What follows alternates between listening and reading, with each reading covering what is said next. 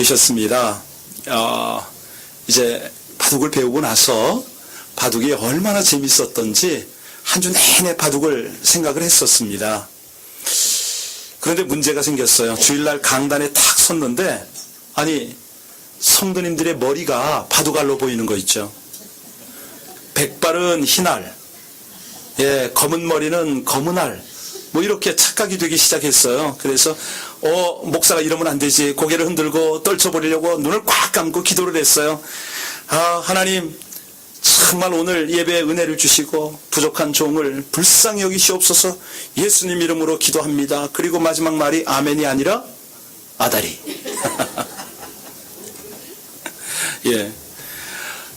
어떤 청년들은요 일주일 내내 유행가 그냥 세상 노래만 신나게 하다가 와서 찬양을 하려니까 이게 잘 안 됩니다. 어떤 분은 일주일 내내 연속극만 보고 있다가 요즘은 해품달인가요? 열심히 보다가 와서 그냥 기도를 해야 되는데 하나님 정말 불쌍히 긍휼히 여겨주옵소서 해야 되는데 통촉하시옵소서 뭐 이러면서 여러분 그리스도인들에게요 경건 훈련이 얼마나 중요한지 모릅니다. 그죠? 경건. 여러분 경건이 뭔가요? 경건 그러면 뭐가 떠오르세요?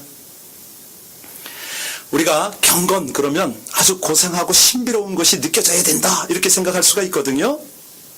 경건 그러면 겉으로 뭔가 물씬 풍겨나는 뭐 그런 모습을 상상을 합니다. 그런데 경건이란 뭐냐? 제가 북경에 있을 때 우리 교회 청년의 이름 중에 이경건이 있었어요. 이경건. 한 청년은 조성화. 전혀 감동이 없나 본데요. 아버님들이 안수 집사님이고 목사님이셨어요. 그러니까 그 목사님은 아들이 경건하게 살라고 경건이라고 지었고요. 성화, 거룩하게 살라고 성화. 근데 실제로 경건이라는 단어의 원어는 뭐냐면 유세베이야. 그 뜻이 거룩하다, 뭐 경외하다. 다시 말하면 하나님 앞에서 살아간다. 뭐 이런 뜻이 되겠죠. 그 원어 중에 코람데오란 말이 있습니다. 코람데오. 하나님 앞에서 그런 말인데요. 이 경건은 하나님 앞에서 거룩하게 구별된 삶. 이걸 경건이라고 그러지 않습니까? 자, 모든 그리스도인 그러면 좀 경건했으면 좋겠다. 우리가 그런 마음이 있지 않습니까? 나는 좀 부족함에도 불구하고 정말 저 사람만큼은 예수 믿는 사람다웁게 말하고 행동하면 참 좋겠다. 예수 믿는 사람이 세상에 손가락질 받아서는 안 되겠지. 이런 마음이 우리에겐 다 있습니다. 그런데 저부터도 오늘 말씀을 준비한 저부터도 부끄러운 마음으로 오늘 말씀을 준비합니다. 성경에 바울도 정말 그렇게 말씀을 쫓아 살기를 원했지만 육신으로는 죄의 정욕을 따라 살았다. 그렇게 고백을 하죠. 예레미야 선지가 그런 말을 합니다. 만물보다 거짓되고 심히 부패한 것이 인간의 마음이다. 이렇게 말하죠. 이 경건이라고 생각할 때요 우리가 그렇게 이해하면 참 좋을 것 같습니다. 하나님이 살아계시다고 믿는다면 믿음대로 살아가는 태도, 이것을 우리는 경건 이렇게 말하죠. 그렇죠? 그런데 이 흔적이 삶 속에 그대로 나타나면 얼마나 좋겠습니까? 근데 반대로 거짓 경건이 어떤 거냐면 하나님은 살아계시다고 믿는다면서도 삶 속에는 전혀 흔적이 없는 위선적인 태도를 우리는 거짓 경건 이렇게 말할 수가 있겠습니다. 요즘 가짜가 있고 짝퉁이 있지 않습니까? 겉으로 볼 때는 진짜 같은데 감정을 해보면 이것이 가짜예요. 뭐 명품도 많지만 보석도 있고 별것이나 많죠. 자, 어떻게 하면 우리 자신은 정말 경건하게 살 수가 있을까? 아니, 경건에는 능력이 있다는데, 경건에는 하나님이 복을 주시는데 어떻게 이런 삶을 살 수 있을까? 이것이 오늘 본문의 주제가 되겠습니다. 여러분, 이 야고보서 서신이 왜 기록됐는지 혹시 이 서신서의 배경을 아십니까? 우리가 큐티를 하면서 조금 접근을 하셨을 텐데요. 야고보서가 써지게 된 그 당시 상황은 로마가 이 예루살렘, 이스라엘을 점령을 해가지고요. 그들이 모진 박해 속에 살았습니다. 아주 혹독한 시련을 참고 견뎌내야만 했습니다. 얼마나 핍박이 심했는지 모릅니다. 자, 그런데 그들에게 소망이 있다면 이제 곧 주님이 오신다. 임박한 종말이 있다. 이것이 유일한 그들의 소망이 되겠죠. 바로 그 상황에서 이 야고보 선지가 하나를 더 요구하는 것이 있습니다. 뭐냐면 여러분, 그렇게 종말을 기다리고 이 혹독한 시련과 고통 앞에서도 살아갈 때에 하나 놓쳐서는 안 되는 것이 있습니다. 믿음의 사람다웠게 경건의 삶을 사십시오 하고 오늘 본문을 기록해서 우리에게 도전하고 있습니다. 당시에 이스라엘 백성들은 물론이고 이방인 많은 그리스도인들에게 이 도전을 하고 있는데요. 자, 여러분과 제가 오늘 경건의 영역은 그러면 어디까지냐? 먼저 이거를 이해하고 들어가면 참 좋습니다. 어디에서 어떻게 내가 경건하라는 말이냐? 첫 번째는요, 언어 생활에서 경건하라. 두 번째는 물질 생활에서도 경건해야 된다. 세 번째는 사회생활 전 영역에서 참된 경건의 삶을 실천하면 그 삶은 복이 있는 삶이고 은혜를 주는 삶이고 능력이 따르는 삶이다. 첫 번째 오늘 살피겠습니다. 첫 번째는 바른 언어 생활입니다. 우리 같이 26절 한번 보시겠습니다. 우리 26절 다 같이 읽습니다. 시작. 누구든지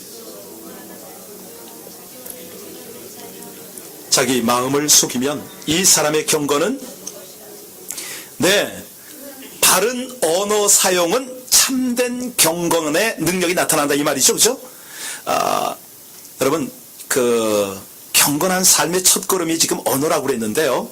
우리가 사회생활 하다 보면, 사람들과 교제를 하다 보면 그분이 상대가 말하는 자세, 말하는 태도, 말하는 내용을 살펴보면 그 사람의 인격과 경건의 모습을 알 수가 있지 않습니까? 자, 여기에 오늘 성경은 우리에게 무엇을 부탁하냐면 혀의 재갈을 물려라. 이것은 절제된 언어 생활을 하라 이 말 아니겠습니까? 중세 때 수도사들이요 직접 친히 입에다가 자갈을 씻어서 입에 물고 다녔습니다. 정말로. 자, 말을 절제하려면 어떻게 하라 오늘 본문에 나왔는데요. 자, 19절 한번 말씀 읽겠습니다. 19절 말씀 시작. 내 사랑하는 형제들아, 너희가 알지니 사람마다 듣기는 속히 하고 말하기는 성내기도 더디하라. 말을 절제하려면 말하기보다 무엇을 훈련하라고요? 듣는 것. 남의 말을 잘 들으려는 것입니다. 잘 듣는 것이 얼마나 중요하다. 여러분, 심리학이나 상담학에서 최고의 전문가는 어떤 분인지 아시죠? 상대의 말을 잘 들어주는 사람입니다. 건성으로 듣거나 듣는 척하는 그것은 아니지요. 상대방의 말을 공감해주고 그다음 공감적 경청을 할 때 상대가 변화를 일으켜요. 말을 많이 하려고 하면 안 된다는 것이죠. 말을 잘 들어주라. 그것이 경건한 삶의 출발점이다.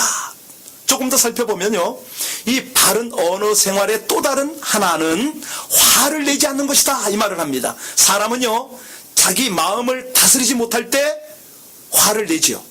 화가 날 때 좋은 말이 안 나옵니다. 좋지 않은 말이 쏟아져요. 20절 한번 볼까요? 20절이요. 시작. 사람이 성내는 것이 하나님의 의를, 화를 내면요 가장 먼저 내 마음이 상합니다. 그죠? 자신이 상하는 거죠. 두 번째는 마음이 상하니까 나도 모르게 거친 말, 나쁜 말이 나옵니다. 그런데 이 말이 그걸로 끝나지 않죠. 상대에게 상처를 주는 겁니다. 결국은 하나님의 의를 이루지 못한다. 하나님 앞에 기쁨이 되지 못한다. 여러분들은 어떤지 모르겠습니다만 전 개인적으로 지금까지 이렇게 쭉 지내오면서 가장 저에게 영향을 끼치고 저에게 감동적으로 인상적으로 남아있는 분들의 경우는 대부분 부드러운 말을 하신 분입니다. 감화력을 가지고 아주 따뜻하고 온유하게 그렇게 저에게 격려해주고 멘토해주시고 함께 상담해주신 분들은 지금까지 제가 기억을 해요. 그런데 이렇게 화를 자주 내거나 거친 표현을 하신 분들은 그때 제가 굉장히 힘들었지만 이내 더 이상 어떤 감화력이나 영향력은 저에게 끼치지를 못하더라고요. 여러분들은 어떤지 모르겠는데, 자, 그렇다면 남을 감동시키고 그 사람과 함께 하나님의 나라를 이 땅에 이루기 위해서 화를 어떻게 극복할 것인가? 비결이 굉장히 중요하지 않습니까? 화를 극복하는 비결인데요. 자, 사람이 감정 따라 상황 따라 화를 낸다면 어떻게 되느냐? 이건 뭐 파괴죠, 파괴. 서로가 상처를 주고받겠죠. 21절에 보면 화를 이기는 방법이 제시되어 있습니다. 21절 같이 읽겠습니다. 시작. 그러므로 모든 더러운 것과 넘치는 악을 내버리고 너희 영혼을 능히 구원할 바 마음에 심어진 말씀을 이해하셨습니까? 여기서 중요한 것이 뭐냐면 먼저 상대방을 보기 전에 자신의 모습을 한번 점검하는 것이 굉장히, 물론 화날 때 이게 잘 안 되죠. 그런데 왜 화를 내냐면 항상 나는 옳고 잘했는데 너에게, 당신에게 문제가 있다는 생각을 하면 화가 난다는 거예요. 여러분, 세상 모든 일은 상대적 아닙니까? 화를 삭히지 못하고 흥분하면서 말하는 것을 들어보면 서로 간에 잘못된 일이 있고 분명히 모자란 것이 있어요. 그런데도 그 문제를 인정하려고 하지 않습니다. 나는 잘했는데 너는 왜 그 모양이냐 이거죠. 정죄를 하니까. 예. 그때는 마주보고 달리는 정말, 이제 충돌 직전에 자동차와 마찬가지입니다. 여기 오늘 본문의 노하우가 뭡니까? 화를 이기기 위해서는 어떻게 하라고요? 하나님의 말씀을 온유함으로 받으라. 다시 말하면 진리의, 변함없는 진리의 말씀으로 내 삶을 다스림을 받아라, 이런 의미죠. 그렇죠? 말씀의 지배를 받지 않으면 내 생각, 내 뜻, 내 경험, 이것의 지배를 받으니까 언제나 그것은 잘못된 판단에서 혈기가 나올 수밖에 없다는 것이죠. 그런데 이 온유하신 예수님의 말씀을 자꾸 떠올리면 그것은 참을 수가 있다. 다시 말하면 절제가 가능하다. 내 안에요, 우리 인간 안에 혈기가 오르고 화를 참지 못하는 이유가 뭐라고요? 마음에 심겨진 말씀이 나를 지배하지 못할 때, 다시 말하면 세상적인 가치관이나 뭐 TV나 뉴스나 무슨 영화나 연속극이나 뭐 이런 걸 자꾸 보게 되면 그런 것들이 튀어나오게 되어 있다는 것이죠. 우리가 순간적인 화를 참지 못하고 혈기 부리는 말을 하다가 손해는 누가 봅니까? 내가 보거든요. 얼마나 많은 손해를 봅니까? 얼마나 많은 실수를 합니까? 성경에도 이런 일이 참 많은데요. 예를 들어서 모세는 온유함이 이 땅에서 어떤 사람보다 탁월하다 인정받은 자 아닙니까? 하나님이 인정해 주셨어요. 그런데도 그가 한순간에 화를 다스리지 못해서 그토록 그리던 가나안 땅에 들어가지 못했지 않습니까? 그 사건이 바로 광야 여정 중에 있었던 무리바 사건 아시죠? 모세가 물이 없다고 그렇게 투정을 부리는 백성들을 향해서 한순간 분노를 참지 못하고 혈기를 부리는 사건이잖아요. 하나님이 모세에게 부탁을 하셨죠.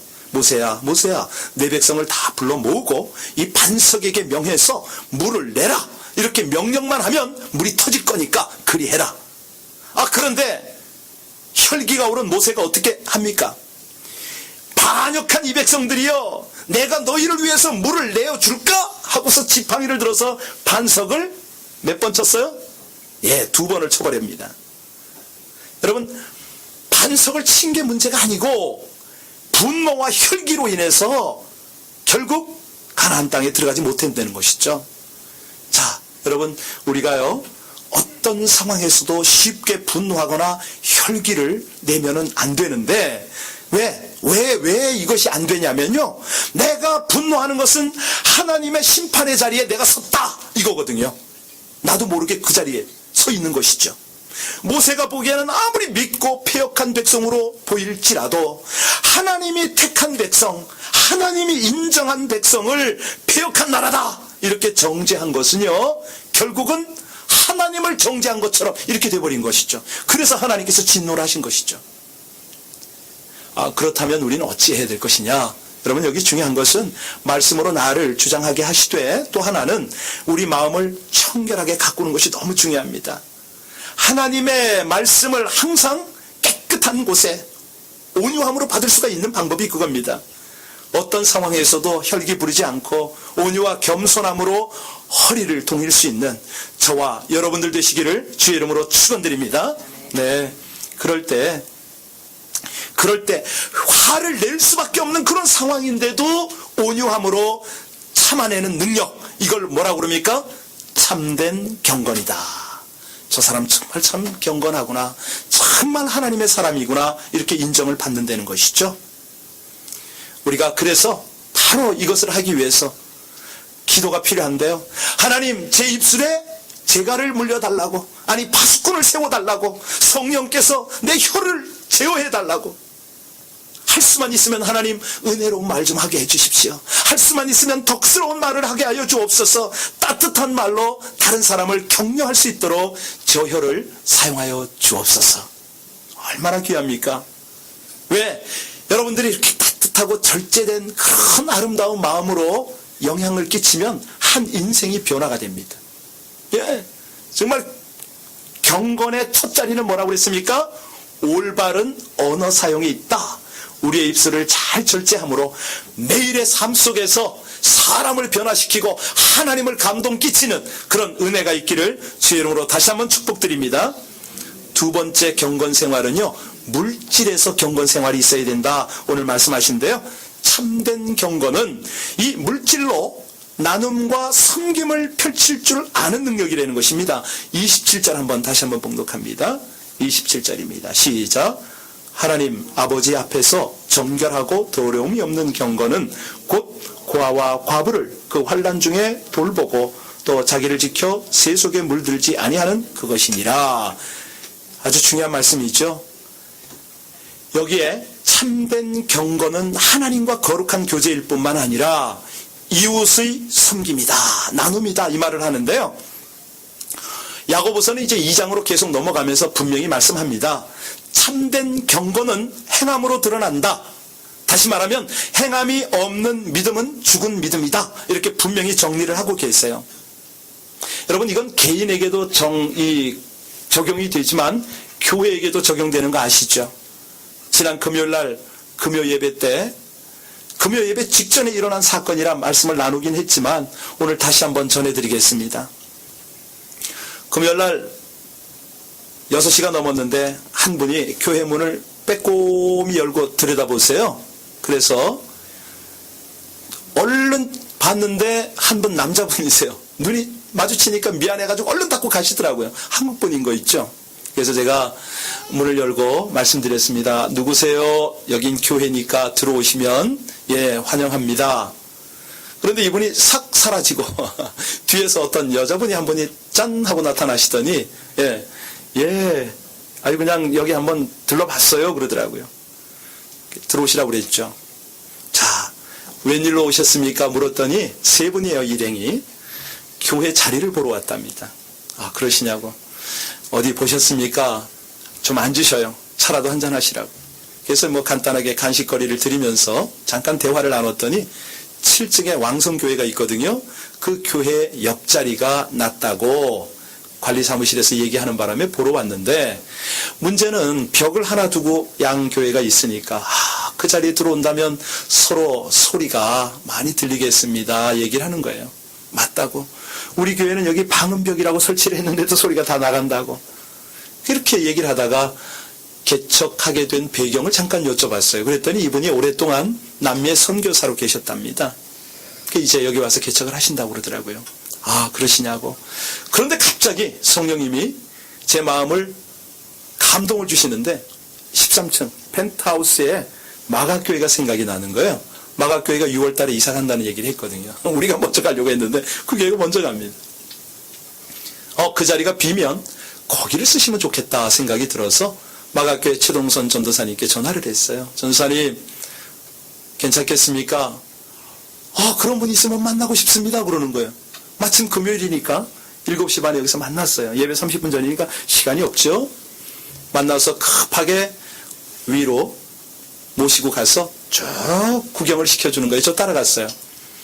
시설 참 잘하셨어요. 냉난방 다 해놓고 설비가 잔뜩한데 이분이 뭐라 그러는지 아세요? 목사님, 그러니까 우리 세 사람 다 처음, 최동선 전도사님하고 저하고는 아는 사이지만 우리 각각은 처음입니다. 목사님, 개척교회 하신다고 그랬죠? 예. 이 모든 설비 우리 해놓은 지 얼마 안 됐습니다. 몇만 불 들었습니다. 한 푼도 안 받을 테니까 그냥 쓰십시오. 다 가져가십시오. 여러분, 그분이 어떤 기분이겠어요? 이분이 표정이 딱 보니까 놀라더라고요. 충격을 받더라고요. 몇 칸을 다니면서 쭉 그렇게 소개를 하더니 맨 마지막 말이 무슨 말인지 아세요? 목사님, 개척교회니까 렌트비도 이거 만만치 않을 겁니다.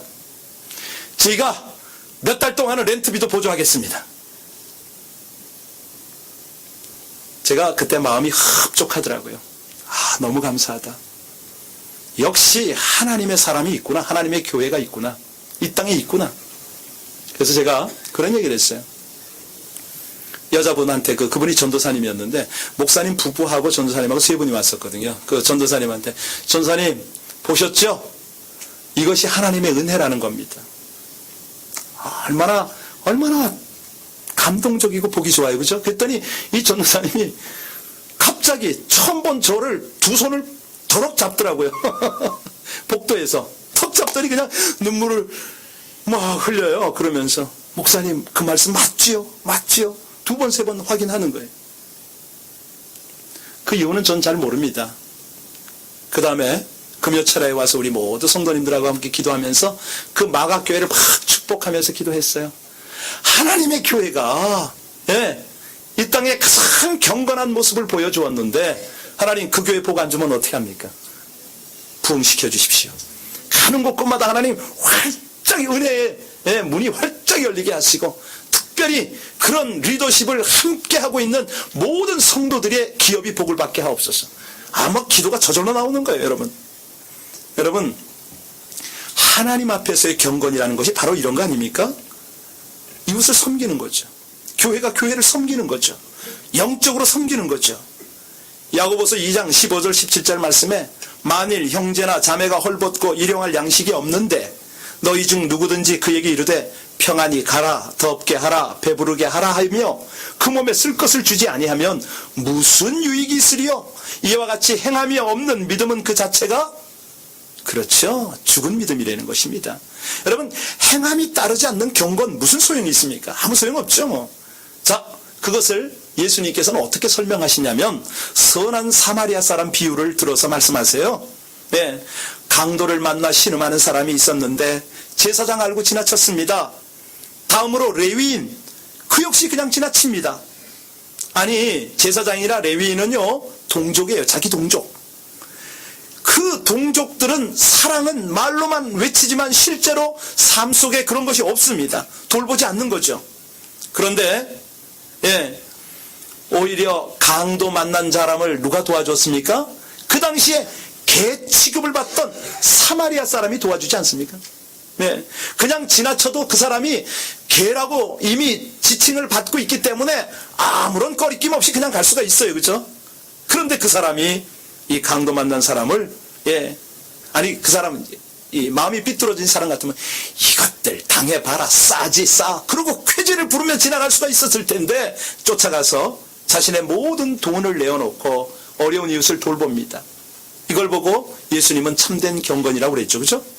자, 우리가 이런 하나님의 말씀을 들으면서 우리 속에 어떤 결단이 있어야 되냐면 내가 가지고 있는 물질, 누군가에게 다 주고 갈 수 있는 그런 믿음이 지금부터 생겨야 됩니다. 내가 죽고 나서 뭘 나눠준다? 아무 소용없습니다. 결코 좋은 소리 못 듣습니다. 그런데 내가 살아있는 동안에 베풀고 나누면 칭찬을 받을 뿐만 아니라 하나님께 영광이 되고 자손 후대가 본을 보고 복을 받을 줄로 믿으시기 바랍니다. 왜냐하면 재물은요 하나님께서 일시적으로 나에게 맡겨놓으신 거예요. 하나님의 선한 목적을 따라서 바르게 사용될 때 그때 의미가 있고 가치가 있죠. 우리 주변에요 힘들고 어렵게 살아가는 이웃이 얼마나 많습니까? 자, 내가 배부르니까 다 그런 줄 압니다. 우리가 그럭저럭 살아가니까 다 그런 줄 압니다. 그런데 아직도 우리 주변에는요 도움이 필요한 그런 손길들이 얼마나 많은지 모르죠. 정말 거동이 불편해서 식사 한 끼 할 수 없는 분, 가고 싶어도 갈 수 없는 그런 안타까운 분들이 계세요. 우리가 이렇게 도움을 끼쳐야 하는 분들은 어떤 대상이냐면요, 내가 아무리 도와줘도 이 사람이 나에게 갚을 능력이 없을 때에 도와주는 것, 이것이 진짜 도움인 줄로 믿습니다. 만약에 저 사람이 내가 이렇게 하나 베풀었을 때 하나를 갚아준다, 두 개를 갚아준다. 이건 더 이상 베푸는 거 아닙니다. 만약에 저 사람이 내가 베풀었는데 칭찬을 해주고 온갖 것들로 그렇게 나의 어떤 체면을 살렸다. 이것도 베푸는 거 아니지요. 우리가 도움을 주었을 때 여기 지금 고아와 과부를 돌아보라 이 말씀은요, 갚을 수 없는 사람에게 베풀라. 그것이 돌봄이다. 경건이다. 여러분, 천국 가기 전에 할 수 있는 마지막 나눔과 섬김이 뭘까요? 바로 내게 주신 거룩한 생명을 나누는 거거든요. 여기 혹시 장기 기증을 서약하신 분 계세요? 그런 분들이에요. 그런 분들. 여러분, 우리가요, 내가 베풀 수 있는 가장 큰 베품, 그것은 내 목숨이 다할 때, 예를 들어서 내가 교통사고로 뇌사가 됐다. 그럴 때에 나의 장기를 가지고 못 보는 사람, 또 뭐 심장이나 여러 가지 문제가 있어서 재생이 회복이 불가능한 이런 사람에게 다 나눠주는 것, 이 소중한 생명을 나눌 수 있는 것보다도 더 기가 막힌, 더 축복된 경건은 없는 거죠. 마지막 세 번째입니다. 참된 경건의 모습 세 번째는요, 사회생활의 경건이거든요. 주님을 닮아가는 거죠. 27절 하반절 한번 읽겠습니다. 여기 보시면은 또 자기부터 한번 읽겠습니다. 예, 시작. 또 자기를 지켜 새 속에 물들지 아니하는, 새 속에 물들지 않는다. 이것을 이해하시기 위해서 바닷속에 있는 물고기를 한번 연상해 보시기 바랍니다. 바닷물은 짭니다. 물고기 맛은 안 짭니다. 그러니까 물고기는 바닷속에 살지만 짠 물이 살 속에, 뼈 속에는 안 들어온다는 것이죠. 우리 그리스도인들이 세상 떠나서 살 수 없습니다. 세상 한가운데 살지만 세상에 물들면 안 된다는 것입니다. 하나님은 성경에서 수많은 사례를 우리에게 가르치시는데요, 특별히 다니엘과 그 세 친구를 한번 보세요. 바벨론이라는 이방 나라에 살지만 이방 나라 종교와 풍습과 그 문화에 물들지 않습니다. 다니엘은 기도를 방해받았고요, 이 사드락, 메삭, 아벳느고 세 친구는 우상 숭배에 도전을 받았습니다. 다니엘은 사자굴에 던져지는 그 위험 앞에서도 기도했고요, 이 친구들은 풀무불 앞에서도, 그 두려움 앞에서도 신앙 지키고 우상에게 절하지 않았죠. 이걸 보고 우리 뭐라 그럽니까? 경건의 능력이다. 예. 다시 말하면 이 경건은요, 날마다 자기의 정욕과 욕심을 십자가에 못 박는 거죠. 그러니까 내가 술이나 담배나 마약이나 도박이나 음란이나 나쁜 습관들이 있다면 이것을 날마다 십자가에 못 박는 것이죠. 그렇게 될 때 우리 몸을 의의 병기로 하나님 앞에 드릴 수가 있습니다. 여러분, 이 모세가 마지막에 그렇게 실수한 것이 뭡니까? 하나님의 거룩함을 드러내지 않은 거거든요. 한순간에 혈기를 다스리지 못했기 때문에, 다시 말하면, 아니, 물을 주는데 그 물이 마치 자기가 주는 것처럼 백성들 앞에서 자기 과시, 자기 교만, 여기 빠진 것이죠. 우리가 이렇게 자기 부인을 못할 때가 언제냐면, 우리 삶 속에서 경건의 모습을 잃어버릴 때가 언제냐면, 내 능력, 나를 과시하고 싶을 때, 이때 이게 안 됩니다. 내 인물, 내 학벌, 내 재물, 내 권세, 내 배경, 이런 것들을 자랑하고 싶을 때 참 조심해야 되는 것이 바로 이건데요. 왜? 하나님께 영광 돌리기보다는 나를 나타내고자 할 때, 그때는 어떤 일이 벌어지느냐? 경건에서 멀어지기 때문에 그렇습니다. 우리가 존재하는 이유가 뭡니까? 하나님을 영화롭게 하고 영원토록 하나님의 기쁨이 되는 건데, 내 자신이 영광받고 내 자신의 즐거움을 추구할 때, 그때부터는 경건하고는 거리가 아주 멀어지죠. 그렇죠? 그래서 사도 바울이 고린도 교회인들에게 뭐라고 그랬냐면, 너희가 먹든지 마시든지 무엇을 하든지 다 하나님의 영광을 위하여 하라. 왜? 우리의 자랑은 오직 십자가와 예수와 그리스도뿐이기 때문에, 이것이요, 경건의 유지가 되는 비밀의 방법입니다. 경건을 유지시키는 거죠. 어느 교회 그 선교회, 여성교회가 있었어요. 그런데 여성교회 회장님이 권사님이었거든요. 근데 이 권사님이 한때, 그러니까 투기, 부동산 투기가 한참 아파트 한참 투기가 기승을 부릴 때 얼마나 열심히 그 일을 했는지 몰라요. 일주일 내내 아파트 보러 다니고요, 땅 보러 다니고 막 그냥 발이 닳도록 돌아다녔어요. 그런데 이분이 여성교회 선신 예배 때 그 사회를 맡게 됐거든요. 이제 주일 오후인데 그냥 그때도 짬이 잠깐 나니까 그 예배 시간을 잠깐 뒤로 하고 그냥 쫓아나가서 이제 뭐 아파트 이렇게 보고 들어왔죠. 그러고 나서 저녁 예배 때 사회 보러 올라간 거예요. 딱 단상 위에 올라갔는데, 예, 아주 경건한 모습으로 예배 부름을 낭독하고 이제 찬송가를 부를 시간이 됐어요. 그리고 이제 자신있게 말합니다. 여러분, 우리 모두 다 같이 찬송가 109동을 찾아서 부르시겠습니다. 한 거예요. 예, 쫙 불렀어요. 그러니까 사람들이 웃는데도 왜 웃는지 잘 몰라요. 한 장 더 부르겠습니다. 우리 303호 부르겠습니다. 예. 여러분, 이 모래나 씨앗은요, 겉보기에 비슷할 때가 있어요. 그죠? 그런데 모래는 생명이 없고 씨앗은 생명이 있습니다. 사람이 아무리요 겉모양을 꾸며도 소용이 없죠. 왜? 생명이 필요한데. 이 세상에는 거대한 유행, 유혹, 이런 풍랑이 있습니다. 우리 신앙인이 절대로 잘할 수 있도록 경건하도록 도와주질 않지요. 이 거대한 신앙의 역풍이 부는 세상에서 나를 지켜내기는, 경건하게 지켜내기는 쉬운 일이 아닙니다. 근데 여기 오늘 비밀이 있지 않습니까? 이 비밀이 뭐냐면, 내가 세상에 익숙해지면 하나님 앞에서는, 하나님과는 어색해집니다. 예. 하나님께 익숙해지면 세상과는 어색해져요. 예.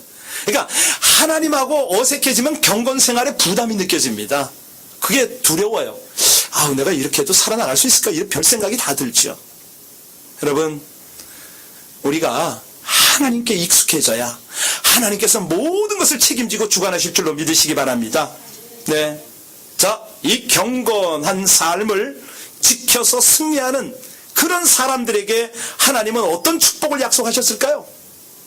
먼저는요, 시편 32편 6절에 보면, 이로 말미암아 모든 경건한 자는 주를 만날 기회를 얻어서 주께 기도할지라, 진실로 홍수가 범람할지라도 그에게 미치지 못하리라. 무슨 말입니까?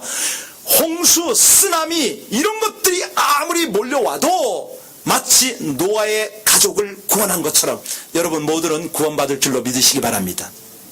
그뿐만이 아니라 여러분들이 하나님께 드리는 기도마다 하나님이 다 듣고 보호하시고 모든 것을 책임져 주신다. 오늘 말씀이거든요. 자, 두 번째 보시기 바랍니다. 두 번째는 뭐냐면 베드로후서 2장 9절에 보니까 경건하게 사는 자를 어떻게 축복하시냐면, 주께서 경건한 자는 시험에서 건지실 줄 아시고 불의한 자는 형벌 아래에 두어 심판날까지 지키시며, 경건하게 살려고 애쓰는 자에게는요, 하나님이 어떤 시험, 어떤 어려움 속에서도 붙들어 주신다. 어떤 악의 유혹에서도 승리하게 하신다는 축복의 보장이 여기 있습니다.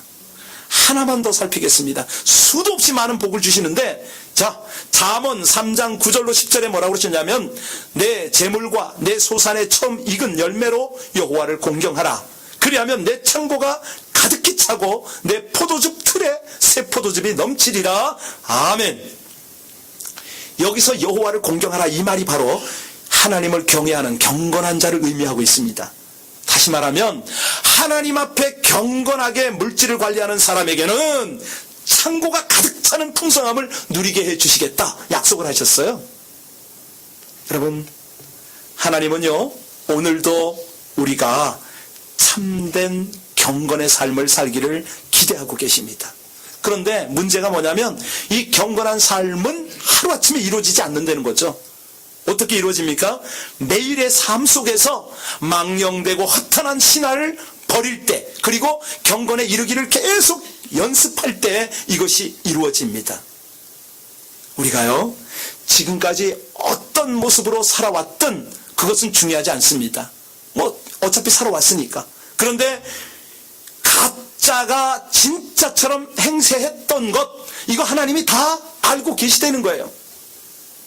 중요한 것은 뭐냐면 지금 이 시간 회개와 결단으로 돌이키는 것입니다. 하나님, 진짜 경건한 삶을 살기를 원합니다. 여러분, 참된 경건의 삶을 살 때 하나님이 그 백성을 통해서 얼마나 기쁨을 가지시겠어요? 얼마나 큰 영광을 받으시겠어요? LA 비전교회 성도들을 보니까, LA 비전교회를 보니까 이 시대가 찾고 있던 하나님이 그처럼 기다리고 있던 사람들이더라, 교회더라. 이런 하나님의 인정과 칭찬을 받는 저와 여러분들이 되시길 주의 이름으로 축원드립니다. 그런 삶이 어떻게 이루어진다고요? 코람데오 그랬습니다. 코람데오. 예, 코람데오. 무슨 말입니까? 예, 하나님 앞에서 생각하시고, 하나님 앞에서 말씀하시고, 하나님 앞에서 물질 사용하시고, 하나님 앞에서 사회생활 하실 때 이 경건한 삶의 능력이 우리의 것이 될 줄로 믿습니다. 함께 기도하시겠습니다.